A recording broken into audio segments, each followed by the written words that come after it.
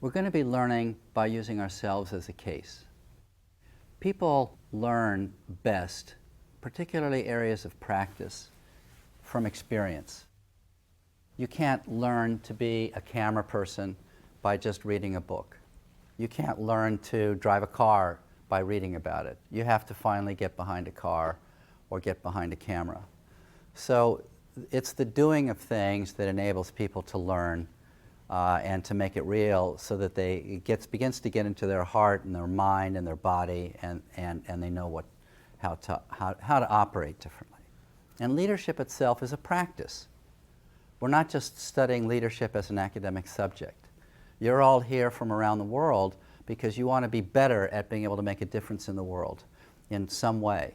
Perhaps at the micro context of a neighborhood or a family or a set of communities, or maybe at a more macro context in terms of your region or your state or your nation, or maybe an issue that falls across boundaries, like trade or environment or poverty, so forth, human rights.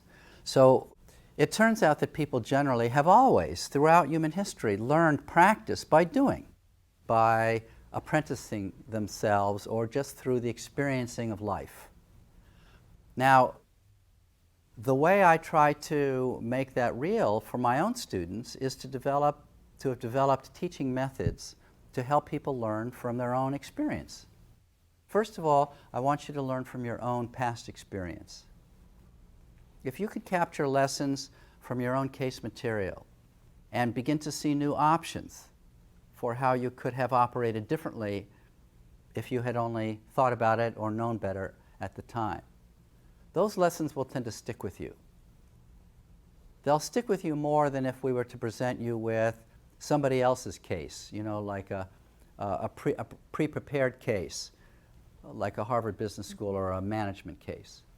If you can learn from your own cases and help each other learn from each other's cases, I think those lessons are much more likely to be transferable into your future work lives.